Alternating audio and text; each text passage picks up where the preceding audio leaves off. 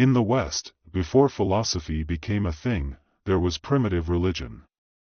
The Greeks came up with a complex system of myths, recorded in stories and poems such as theogony. These ancient religions basically set the stage for philosophy. In the surreal, supernatural world of Greek mythology, the gods lived on Mount Olympus, with Zeus as the leader, ruling over a bunch of other gods. This world had its own set of rules and moral codes that all had to follow. The Greeks used this primitive religion and their mythological tales to create a whole different world, a divine world separate from our human realm. Why did the ancient Greeks create this world of gods and goddesses with rules and moral codes? Well, it was to set an example for the human realm to follow and to reinforce the idea that social order is sacred. But why did they need to do that? Why couldn't the ancient Greeks create social order in the way ancient Chinese did? The Chinese social order is all about family and kinship connections, which then grew to become a political system. So, why is there such a big difference? China is a huge country, mostly inland, and they went from being nomads to farming folks quickly. They set up these natural villages where people would live for many generations. They usually would not move without a good reason. In these villages, everyone's close relationships were all about family. As a villager, you would not only know your immediate family well, but also your uncles, aunts, and even distant relatives. With this kind of settled village life, everything from how they worked the land to how they interacted with each other was built on the foundation of family ties. That is how the ancient Chinese established their social order, all based on kinship relationships. Ancient Greek civilization developed in the Aegean region, which is full of islands.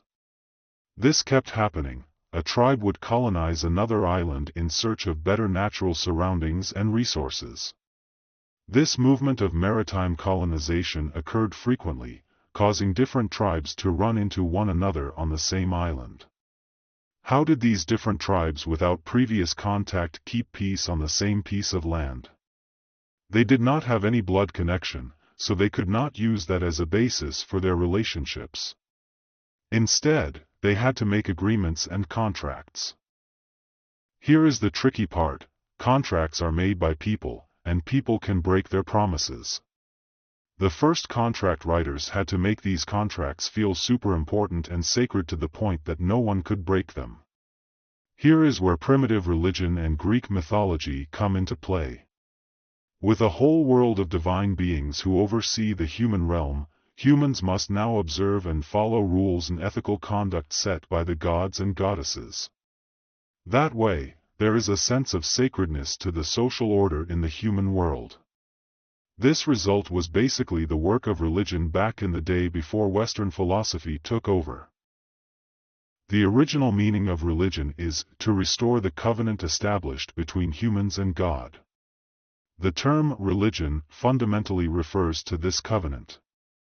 It needs to be restored because the evils of human society arise from the violation of the covenant between humans and God, resulting in punishment for humanity. Religion is the process of rebuilding that agreement, and all the activities aimed at patching things up with the gods are considered religious activities. Before the emergence of Western philosophy, people in the West already had this idea of two worlds, the real world that they lived in and the world of the gods, like some sort of beyond. That idea came about due to the geographical features of where people lived in the early days of Western civilization. Then, philosophy emerged, and things got even more interesting. A short while after philosophy started gaining traction, the world saw the birth of the great philosopher Socrates and soon his student Plato. Plato took things to the next level by creating this whole philosophical system, which he called the theory of forms. With this system in place, Plato moved away from the language of religion and spoke the language of reason. The theory of forms was all about using logical reasoning to make sense of things. This language of reason also led Plato to come up with this concept of a world beyond our own, called the world of forms. Let's get to know Plato a bit more by exploring a simple idea behind the establishment of the theory of forms. For example, think about this question: what is a hammer? If you see something that looks like it has the shape of a hammerhead and the handle, does it make it a hammer? No, it does not, since being a hammer is not just about what it looks like to the eye. The reason we recognize it as a hammer is that in our minds, we already have the form of a hammer, or what a hammer should be, so every specific hammer we come across is kind of like an imitation of the true form of a hammer. Many people find Plato's concept of a form a bit strange, that every single thing we come across with our five senses is an imperfect imitation of its true form, or a blueprint, an ideal version. For instance, you see a white horse on a farm, and that horse is an imitation of the form of a horse. Perhaps you see a black horse on another farm, and that black horse is also an imitation of the form of a horse. These imitations are never perfect. To further discuss form, let's see another example. Imagine I have to pound a nail into a wooden table, but I do not have a hammer handy. No worries, though, I can get creative. I can just take off my watch and start whacking that nail into the table with the watch. At that moment, the watch transforms into a hammer. Think about this: a hammer exists in our minds as an idea or form. It is not about the surface-level appearance. I mean, my watch looks nothing like a typical hammer, but I used it as a hammer because I've got that hammer form in my head. Hope that helps explain Plato's theory of forms a bit more clearly.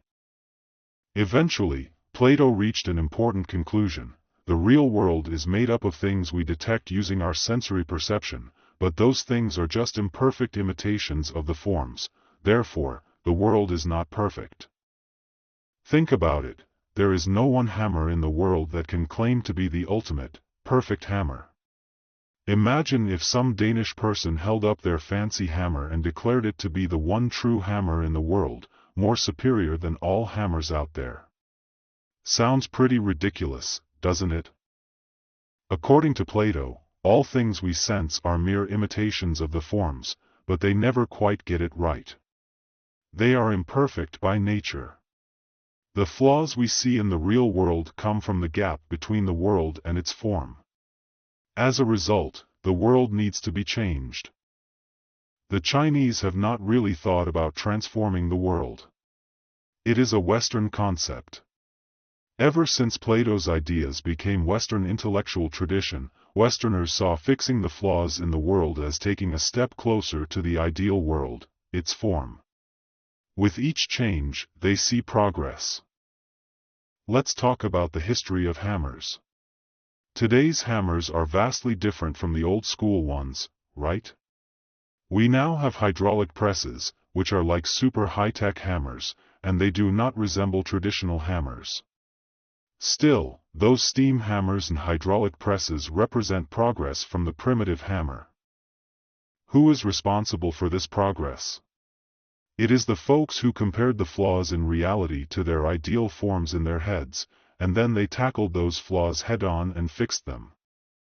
That is why Westerners are big on the idea of progress. Here are a couple of important takeaways. First, they think the world should be transformed because it is a flawed imitation of the forms. Secondly, they believe that each time you overcome a flaw, you make progress. This whole theory of forms idea really sets Western civilization apart from Chinese civilization. The Chinese never thought about changing the world. It was not until recent times, thanks to Western influence, that we started giving it some thought. Back in the day, we were all about that unity of heaven and humanity, nothing more. The Chinese idea of unity between heaven and humanity is pretty interesting. In our philosophy department, we often have visiting scholars from overseas, especially those from Europe and North America.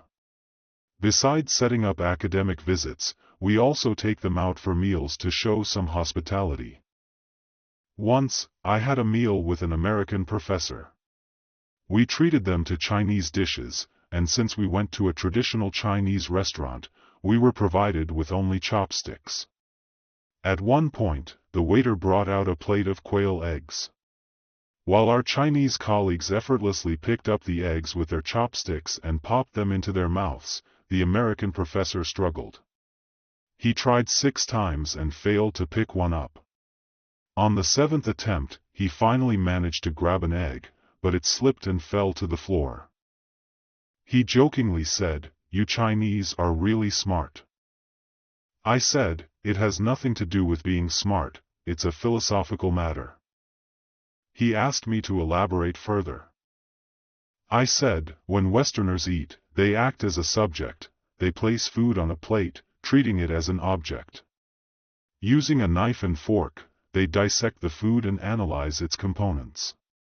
After a complete analysis, they devour it, thereby annihilating the object. The knife, fork and other eating utensils are tools, or technology. Our Chinese chopsticks don't fall into the realm of technology, they fall into the realm of art. When we eat, we don't stab into the food or reveal its internal makeup. We are not a subject, treating food as an object. With chopsticks, we engage in an artistic activity that embodies the unity of heaven and humanity." Though it was mostly joking and bantering, philosophically speaking, it rings true. Compared to the West, the Chinese have never been as forward-thinking when it comes to technology. Our culture wired our brains to think about the world in a way different from the West. Our approach to dealing with nature is not about trying to control or change it, instead, we try to find a way to coexist peacefully with it. Hence, the skills and craftsmanship of our manual laborers are considered art forms, not technology. Art and technology represent 2 completely different ways of looking at and interacting with nature. You know how capitalism and modern society have been all about transforming nature using technology. Well, the Western world has been leading this development for many years, thanks to Plato's theory of forms. One example is creating something that does not exist in nature, such as bubble gum. While chewing and enjoying the flavor of the gum, you must be careful not to swallow it since it cannot be digested in your body. You have to spit it out. If you dig deeper, you will find that it all goes back to the theory of forms. In pursuit of reaching the ideal, people have made a lot of stuff that nature did not have, and once it is made, it cannot fit into the natural cycle, causing issues such as white pollution. Under the influence of Western thinking and capitalism, many countries have gotten caught up in this endless cycle of production, during which countless items become garbage in a landfill, wilderness, or ocean. This is not something you would see in a society where traditional Chinese thinking persisted, due to a different understanding of the world and their attempt to reach unity of nature and humanity.